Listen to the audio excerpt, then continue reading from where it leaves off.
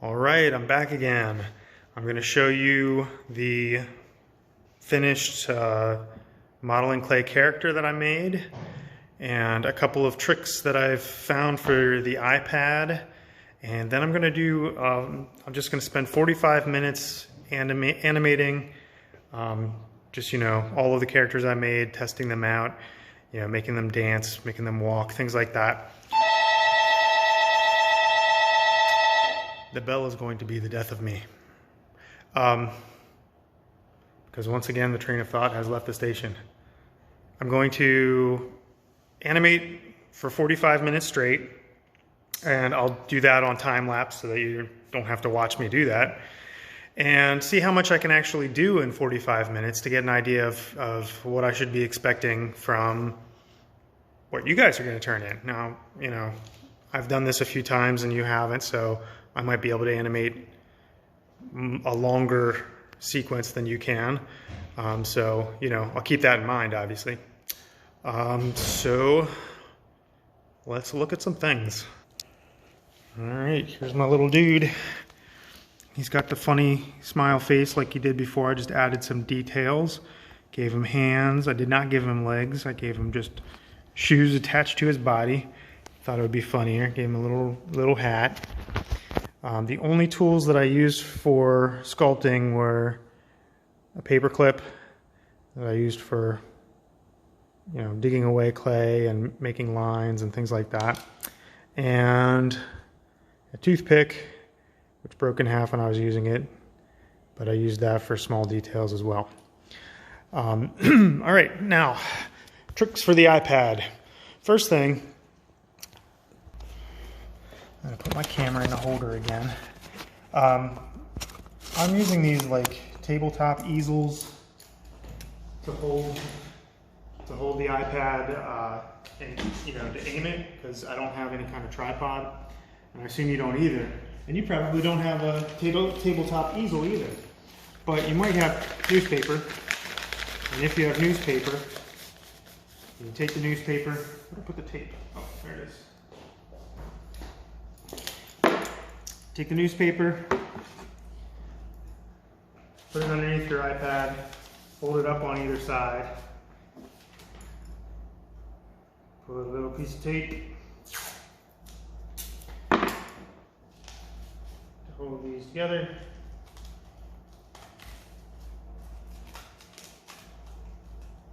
It's easier said than done. There we go.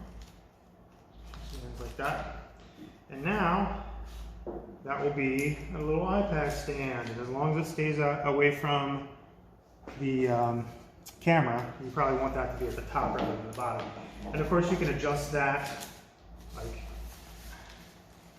go the other way if I want it less of a lean, so that, so that I can point it to where I want it. You can prop books under this or prop something under that so you can aim it. The idea though is that you want it to hold this still while you're pushing the capture button. You don't want your camera moving all over the place.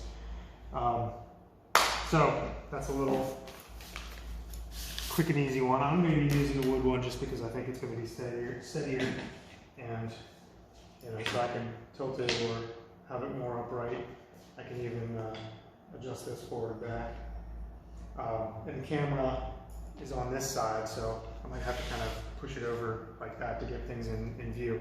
And I made a background with just a piece of construction paper. That's not really necessary at this stage. We're not trying to make our finished animation yet. We're still kind of in the testing phases.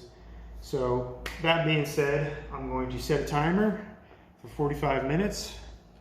Actually, you know what? I'm going to set it for half an hour because that allows time for setup and clean up and all right. So half an hour should be good, and just play around with the wire and the paper characters that I made, and the modeling clay one. He'll be the main star of the show, I think, and the random objects that I put eyes on, and just see what I can do in half an hour.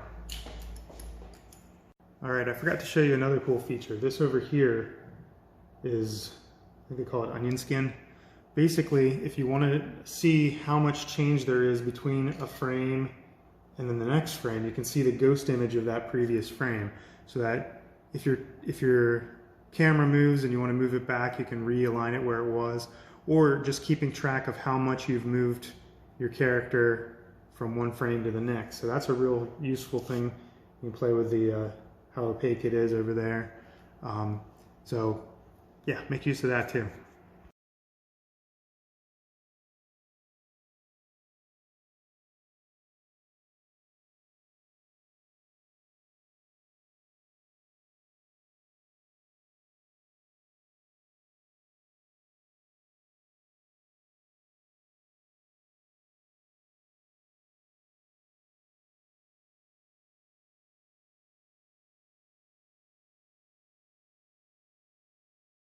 All right, that was a half hour, and well, I'm going to post my video to Schoology, but for now, I'm just going to show you this way.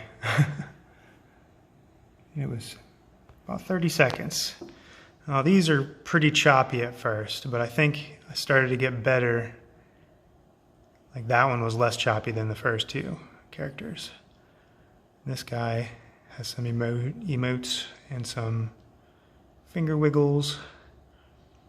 And by the time I got to him, I was taking my time a lot more in terms of slowing down the motion and not making it so choppy. And I didn't get very far with this guy because then I ran out of time. So about 30 seconds. Well, according to this, exactly 30 seconds in 30 minutes. That's pretty darn good. For your character trial, we'll call it, because you've already done your trial post of 1 second, 12 frames of animation, and you've already posted your character that you made with either model and clay or household objects. So the next thing to do is to do a character trial. See about how your character is going to move, how they can change expressions or wave, or my model and clay character walked in frame one way and then walked off frame another way. So just play around with it, and I'm not going to make you do 30 seconds.